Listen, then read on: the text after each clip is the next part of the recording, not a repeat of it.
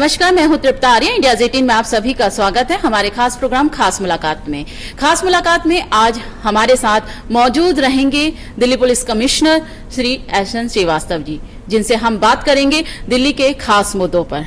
Sir, India 18 में आपका बहुत बहुत स्वागत है। सर, हम बहुत थानों में घूमे सर, जिस तरीके का पहले एटमॉस्फेयर था, लेकिन अब दिल्ली पुलिस का काफ़ी चेंज है। सर, जब आपको लाया गया special commissioner law and order, तो बहुत परिस्थितियां खराब थी। आपको तत्काल बुलाया गया यहाँ पर। बहुत ज़्यादा दिल्ली के हालत बिगड़े हुए थे सर, क्योंकि इससे पहले आप जम्मू कश्मीर में तैनात थे, वहाँ पे भी आपके काम की बड़ी तारीफ हुई। सर, आपके लिए कहा जाता है एक ऐसा ऑफिसर, कठिन परिस्थितियाँ, सटीक निर्णय और जल्द निर्णय का जो टैग है वो आप पर है। ये तो जो हमारे बारे में असेसमेंट करते हैं, ये तो उनका असेसमेंट है। जैसा वो असेसमेंट करें मैं उसको मानता हूँ। सर, जब उसके बाद आपको दिल्ली पुलिस कमिश्नर बनाया गया, दिल्ली का ताज आपको मिला, कमिश्नर का ताज आपको मिला, लेकिन उस ताज के साथ साथ कांटे भी बहुत थे, क्योंकि नॉर्थ ईस्ट दिल्ली में जो हालात थे वो संभालना बहुत मुश्किल था।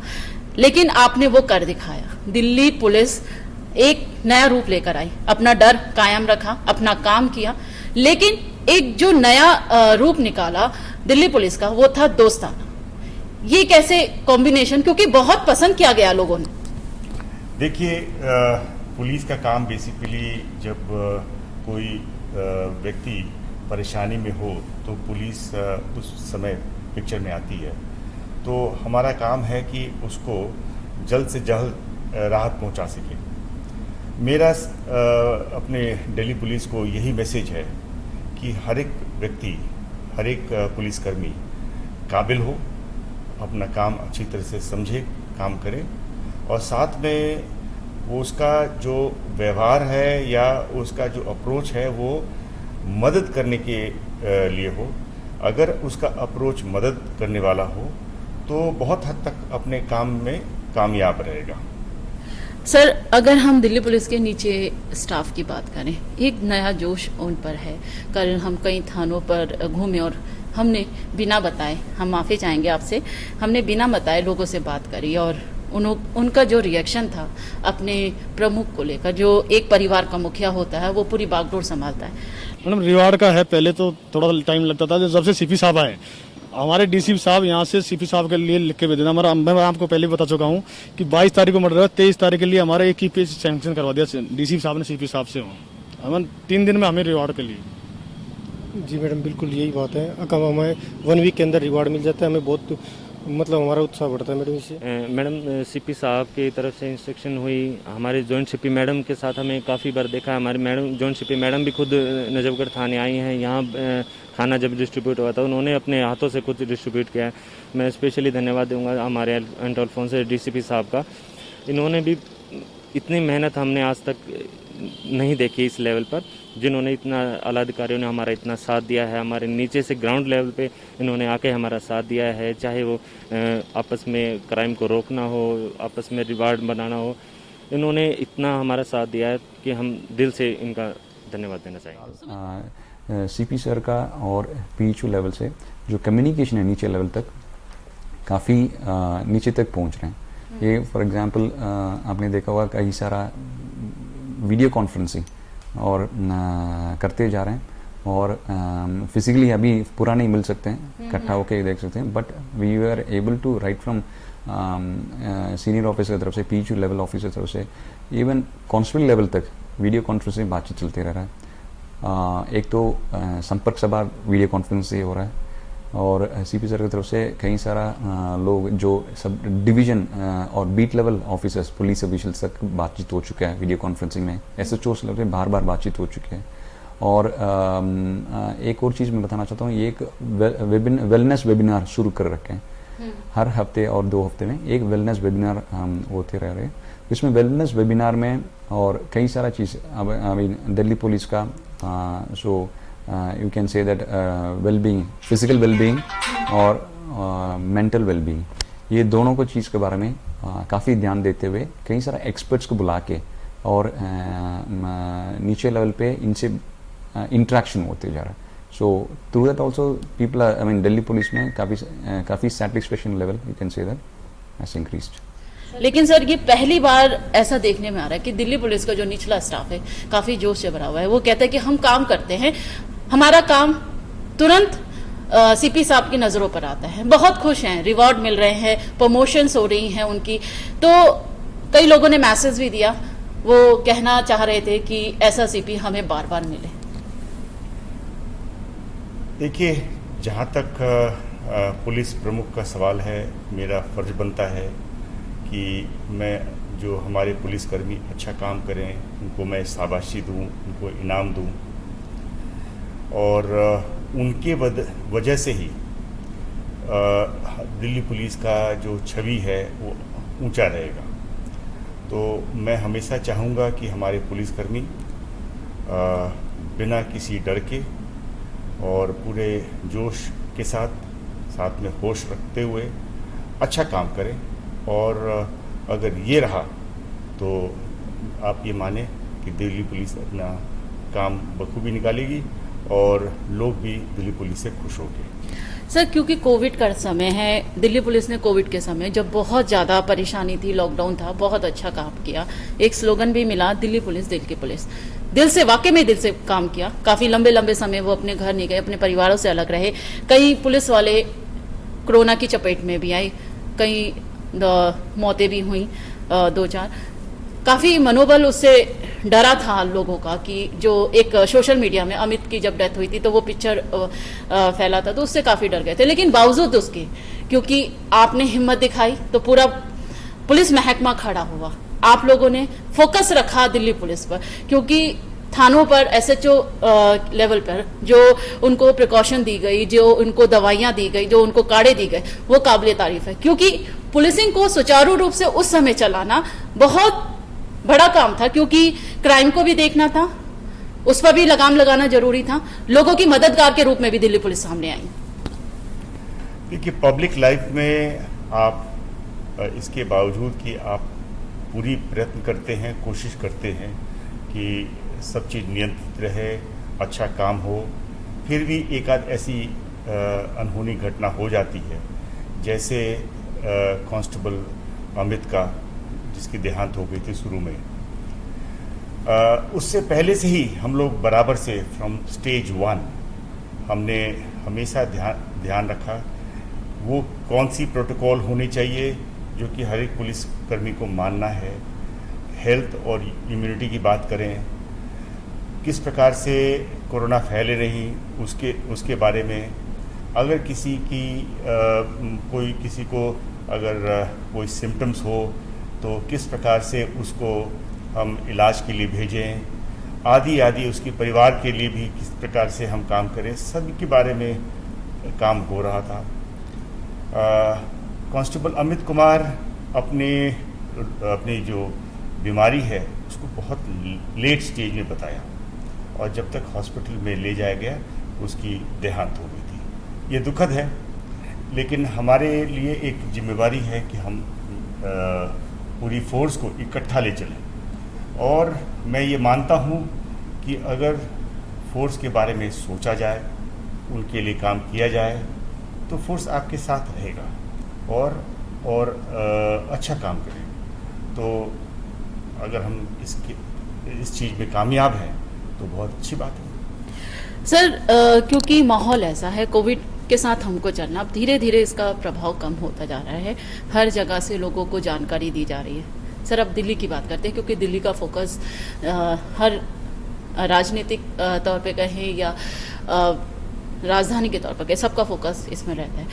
सर, दिल्ली का क्राइम, क्योंकि लॉकडाउन खुलने के बाद कई लोगों की नौकरियां गई, देखने में ही आ रहा है चेन स्नैचिंग और झपट मार बहुत एक्टिव हो रहे हैं, और कई ऐसी घटना भी सुनने को मिली।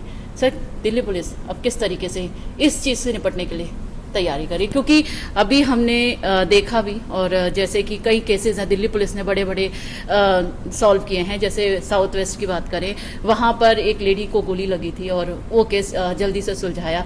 एक ज्वेलरी शॉप में रॉबरी हुई थी, वहाँ पर उन्होंने बहुत अच्छा काम किया। तो सर, अब आने वाले दिनों में हम दिल्ली पुलिस का क्या नया रूप देखेंगे? देखिए, जहाँ दिल्ली पुलिस के सामने एक चुनौती है कि जो स्ट्रीट क्राइम है, इसके आगे साइबर क्राइम भी है, उसमें हमेशा बढ़ने की गुंजाइश है, क्योंकि कोरोना के पीरियड में बहुत सारे लोगों ने अपनी जॉब खोई हैं, बहुत का काम नहीं हो पा रहा है। साथ में एक और बड़ी बात है कि जेलों में सोशल डिस्टेंसिंग को ध्यान रखते हुए बहुत सारे क्रिमिनल्स को छोड़ा जा रहा है। तो इस वजह से वो बाहर हैं और बाहर रहेंगे तो अपनी वो आदत से मजबूर हैं, वो क्राइम करते हैं। इन सब के बावजूद भी इस अभी के समय में, जबकि सारा दिल्ली खुला है, सारा आवागमन परमिटेड है, इस समय भी जो क्राइम है बहुत ही कंट्रोल में है। आज पूरे महीने में 2000 कॉल्स स्नैचिंग रॉबरी की आती हैं, जो कि पहले पिछले साल वो 3500 से 4000 के बीच में आती थी। तो क्राइम में गिरावट है, और ये पीसीआर कॉल्स हैं जिसको आदमी झुठला नहीं सकता, क्योंकि वो कॉल्स आती हैं। हो सकता है कि कई सारे इसमें रिपीट कॉल्स आते हैं, कई सारे झूठे कॉल्स आते हैं, लेकिन उनकी परसेंटेज बराबर होगी। तो इन सब के बावजूद भी क्राइम बहुत चेक में है। हमारे पुलिसकर्मी बहुत अच्छा काम कर रहे हैं। ऐसे ऐसे इंसिडेंट्स आए हैं कि एक कार स्नैचिंग हुआ और उसके पीछे हमारी पुलिस टीम लग गई और अंततः सोनीपत तक उसको चेस किया और बाद में पकड़ा गया। इसी प्रकार कल रात को भी ऐसा हुआ था कि एक जगह पे कहीं गोली चला के कुछ बदमाश भागे और उनका 15 किलोमीटर का चेस हुआ, और 15 किलोमीटर बाद उसे मोटरसाइकिल वालों ने, हमारे जो पुलिस की मोटरसाइकिल है, उन्होंने उसको पकड़ लिया और बाकी भी पकड़े गए। तो इस प्रकार की जाबाजी बहुत कम देखने को मिलता है, और ये हमारे पुलिसकर्मी ही है जो इस प्रकार का काम कर रहे हैं। तो मैं उनको बहुत धन्यवाद देता हूँ और शाबाशी भी देता हूँ कि वो इस प्रकार से काम कर पा रहे हैं। सर, अब साइबर क्राइम की बात करते हैं, क्योंकि कई बार ऐसे केसेस भी आते हैं कि फ़ोन कर रहे हैं आपसे, कुछ बातों में वो कुछ डिटेल्स आपसे मांग लेते हैं और पता चलता है कि उनके अकाउंट से पैसे निकल गए। बहुत सारे केसेस ऐसे सुनने को मिल रहे हैं। सर, साइबर क्राइम को लेकर दिल्ली पुलिस कितनी तैयार है, और किस तरीके के नए जो आने वाले दिनों में हमें देखने को मिलेंगे? कोरोना के समय में और उसके बाद में भी पूरी दुनिया में ये मानी गई है कि साइबर क्राइम बढ़ेगा, और दिल्ली में भी बढ़ा है।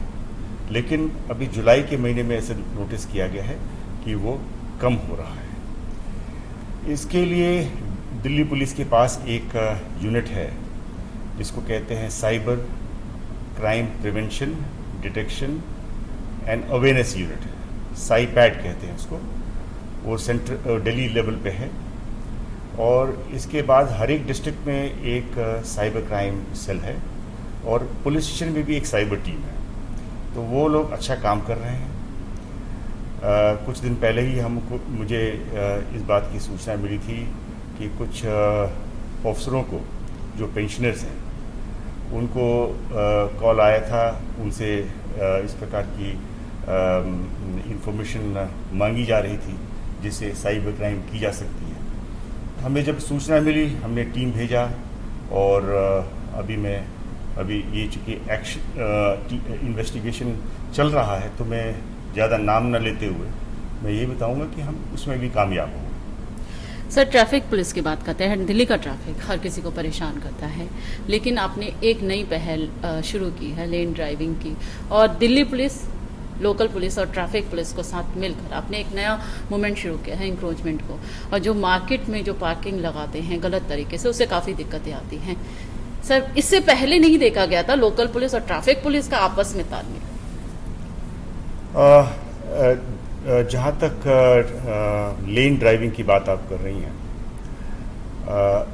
ये एक हर एक व्यवस्थित ट्रैफिक जहाँ पे चलती है, तो वहाँ पे हर एक कोई अपनी लेन में होना चाहिए। इससे क्या होता है कि डेंजरस ड्राइविंग नहीं होती, और सेफ्टी के साथ गाड़ियाँ स्मूथली चलती हैं, कम समय लगता है।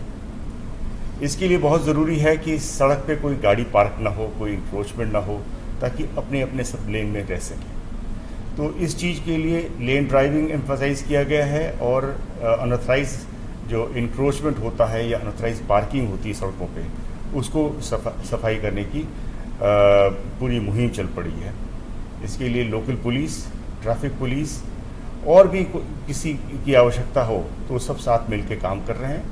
और मुझे इसमें पूरा विश्वास है कि लेन डिसिप्लिन से जो सड़क पे दुर्घटना होती हैं उसमें कमी आएगी और जो इंक्रोचमेंट रिमूवल से गाड़ियां तेज चलेंगी और जो टोटल ट्रैवल टाइम है उसमें कमी आएगा और लोगों को संतुष्टि बढ़ेगी। सर, थानों की बात करते हैं। दिल्ली के थाने कहते हैं कि काफ़ी बेहतर हुए हैं।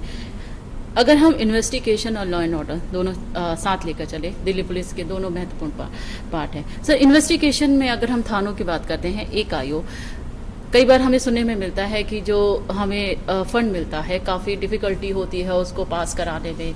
इन्वेस्टिगेशन है, लेकर जाना है, खासकर महिला आयोग जो होती हैं, रेप के केस देख रही हैं या छेड़छाड़ के देख रही हैं या किसी तरीके और केसेस, तो उनके लिए बड़ी दिक्कत आती है सर। क्योंकि थानों की बात करें, SHO लेवल के पास अपनी गाड़ी है, उनको अपनी ज़रूरत है गाड़ी की।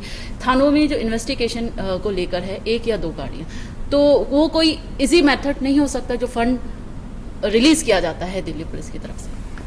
देखिए, आपने जो गाड़ी की बात कही है, मैं मिनिस्ट्री ऑफ होम अफेयर्स को धन्यवाद देता हूँ। उन्होंने हमें करीब 1300-1400 गाड़ी खरीदने का अप्रूवल दिया है और उसमें से कुछ गाड़ियाँ परचेज़ की जा रही हैं, बाकी भी परचेज़ हो जाएंगी। तो इससे ये सब गाड़ियाँ या तो PCR को जाएंगी या थाने को जाएंगी।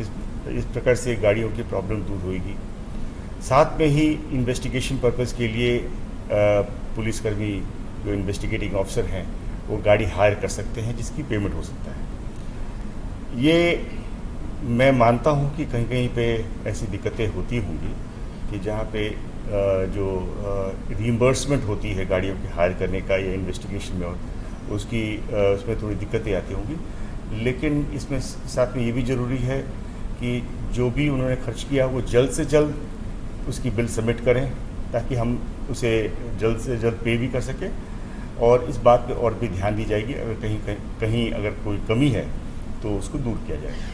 सर, अब हम वापस आते हैं दिल्ली दंगों पर। नॉर्थ ईस्ट की बात कर रहे हैं, शाहीन बाग की बात कर रहे हैं। जब आपने कमिश्नर पद संभाला तो उन लोगों के जो सांप्रदायिक दंगे फैला रहे थे या दिल्ली में अशांति फैलाने की कोशिश कर रहे थे, उनको समझ में आ गया था दिल्ली पुलिस में एक ऐसा कमिश्नर आया है जिसका काम करने का तरीका अलग है, जो काम करने पे विश्वास रखता है। और जो लोग जानते थे उनके दिल में डर बैठ गया था कि अब हमारी खैर नहीं। सर, क्योंकि बीच में ऐसा कुछ हुआ था कि शाहीन बाग को लेकर लोग बोलने लगे थे कि वहाँ पे दोबारा से लोग इकट्ठे होंगे, कुछ वहाँ पे एक्टिविटीज़ होने लगी थी। सर, ऐसे लोगों को क्या कहना चाहेंगे जो दिल्ली की शांति भंग करने के लिए आम लोगों को परेशान कर रहे हैं? क्योंकि दिल्ली पुलिस का डर उनके दिल और दिमाग में दोनों जगह होना चाहिए। देखिए, मेरा हमेशा सबसे कहना ये है कि हम कानून के जो प्रावधान है उसको मानते हुए उस प्रकार से काम करें। और कानून जो बनाया गया है तो सब पहलुओं को ध्यान में रखते हुए बनाया गया है। अगर हम उसको हम सही तरीके से अमल में लाएं तो कोई वजह नहीं है कि काम हमारा अच्छा होगा और कोई जो गड़बड़ी करने वाले जो हैं वो कानूनी दायरे में आएंगे और उनके जो कोर्ट ऑफ लॉ है उनको उचित जो दंड देना है वो देंगे। और इस प्रकार से दिल्ली में एक अच्छा वातावरण होगा, किसी प्रकार की कम्युनल सिचुएशन नहीं पैदा होगा और शांति बहाल होगी। सर, जब आपने कमिश्नर पद संभाला था आपने 2 लाइनें बोली थी, अब दिल्ली के लोगों की सुरक्षा की जिम्मेवारी हमारी है। सर, सब लोगों ने सुना और काफ़ी अच्छा लगा कि ऐसा कमिश्नर मिला है दिल्ली पुलिस में जो वाकई ही काम करने में बिलीव रखते हैं। सर, दिल्ली पुलिस का आने वाले दिनों में आपने कहा था कि अभी बहुत काम करना है, क्या नया रूप देखेंगे? क्योंकि एक अलग ही जोश अभी जो निचले स्टाफ में है। मैं कल बार बार मैं आपसे कह रही हूँ कि मैं कल बहुत जगह होके आई, अलग ही जोश दिख रहा है। आप हमारे पुलिसकर्मी के बारे में बात कर रही हैं, तो एक तो सबसे बड़ी ज़रूरी चीज़ है कि उनके काम में जो आने वाली जो दिक्कतें हैं उसको एड्रेस करना है और उनके वेलफेयर के लिए, उनके हाउसिंग के लिए उस दिशा में काम करना है।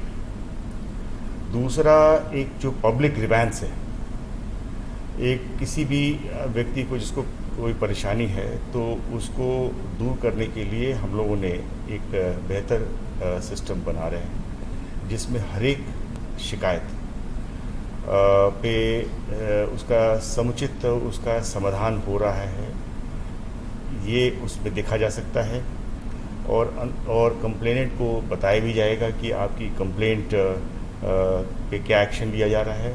उनसे उनका फीडबैक भी ली जाएगी कि उनकी सेटिस्फैक्शन लेवल क्या है।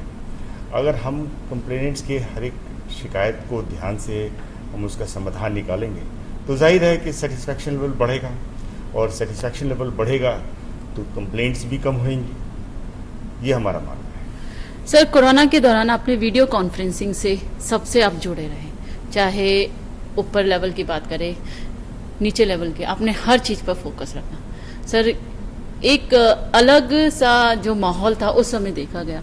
सर, वीडियो कॉन्फ्रेंसिंग से आपने बहुत मोटिवेट किया जो पुलिसिंग को है। सर, आने वाले दिनों में, क्योंकि कोविड के साथ अभी हम चल रहे हैं, धीरे धीरे इसका कम हो रहा है, सर आने वाले दिनों में ये कंटिन्यू रहेगा? जी हाँ, हमने ये देखा कई बार परिस्थिति ऐसी होती है कि हमें उसमें हमें आगे कोई कदम लेना होता है। तो हमने देखा कि हमारा जो लोगों से, जो हमारे पुलिसकर्मी से जो बातचीत होती है मीटिंग के दौरान में, जो उनको जो इंस्ट्रक्शन देना है या उनसे फीडबैक लेना है, उसमें कोई फ़र्क नहीं पड़ा है।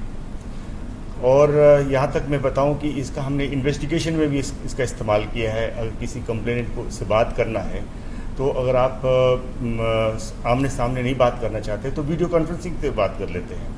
किसी विटनेस को एग्जामिन करनी है तो वीडियो कॉन्फ्रेंसिंग से कर लेते हैं। यहाँ तक कि इंटरोगेशन में जो अक्यूज होते हैं उसको भी जो सीनियर ऑफिसर्स वीडियो कॉन्फ्रेंसिंग से जुड़ जाते हैं। तो इससे इस्तेमाल किया है और हम लोग आने वाले दिनों में बहुत सारे ऐसे तकनीकी रूप से हम ऐसे समाधान निकाल रहे हैं जिससे हमारा इन्वेस्टिगेशन भी अच्छा होगा और इवेंचुअली हमारा काम करना आसान होगा और पब्लिक को उससे राहत मिलेगी। सर, अंतिम सवाल मेरा ट्रैफिक को लेकर है सर, क्योंकि कई बार मैं भी उससे परेशान होती हूँ। सर, अक्सर हम देखते हैं दिल्ली पुलिस बैरिकेडिंग कर रखती है, ट्रैफिक लंबा लंबा है।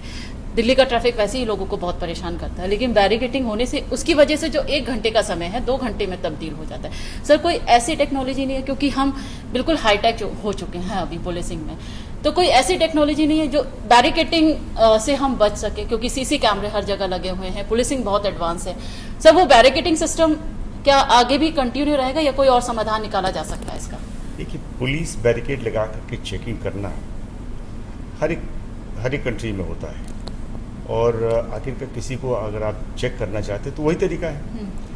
लेकिन इस दिशा में आजकल दिल्ली पुलिस में आपने देखा होगा इसमें बहुत इसमें इम्प्रूवमेंट्स आए हैं।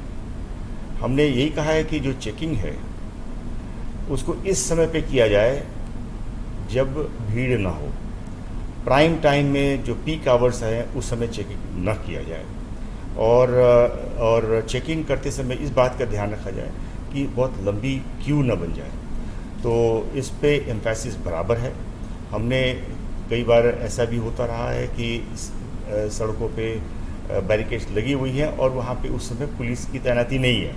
तो हमने ये भी एम्फसाइज बार बार करते आ रहा हूँ कि इस समय पे जो बैरिकेड्स हैं वो सड़क से बाहर, सड़क से अलग हो, ताकि कोई उसमें रुकावट ना हो, क्योंकि इससे एक्सीडेंट का या किसी और खतरे का चांस बना रहता है। सर, चलते चलते क्योंकि देशवासी आपको सुन रहे हैं, एक मैसेज दिल्ली पुलिस परिवार के लिए और एक मैसेज देशवासियों के लिए, क्योंकि 15 अगस्त भी आने वाला है। मैं तो ऑलरेडी इस दिशा में बता ही दिया है।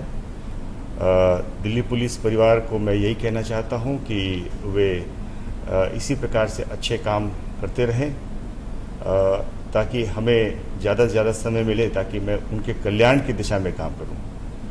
और आम लोगों को मैं कहना चाहूँगा कि वे पुलिस के सराहनीय काम को वो बताएं, उसकी तारीफ़ करें, ताकि हम उससे प्रेरित होकर के हम और भी अच्छे काम करें। सर, इंडियाज 18 से बात करने के लिए बहुत बहुत धन्यवाद। हमारे साथ खास मुलाकात में मौजूद रहे Delhi police commissioner Shri S N Srivastava ji, जिन्होंने बहुत सारी बातें हमसे शेयर करी। जैसे दिल की पुलिस स्लोगन सर ने दिया था और सब ने बहुत हौसला अफजाई करी थी दिल्ली पुलिस ने, क्योंकि बहुत सारे काम दिल्ली पुलिस से जो उम्मीद नहीं थी वो दिल्ली पुलिस ने करी। एक डॉक्टर के रूप में सामने आई, अगर किसी को मेडिसिन चाहिए तो दिल्ली पुलिस को कॉल किया, अगर किसी को हॉस्पिटल ले जाना है तो एक बीट वाला हॉस्पिटल ले गया। तो आने वाले दिनों में हम दिल्ली पुलिस का एक नया चेहरा देखेंगे, और जैसा कि सर ने कहा कि अभी बहुत काम करना है। आज के लिए बस इतना ही, लेकिन आप सब जुड़े रहिए इंडियाज 18 के साथ। नमस्कार।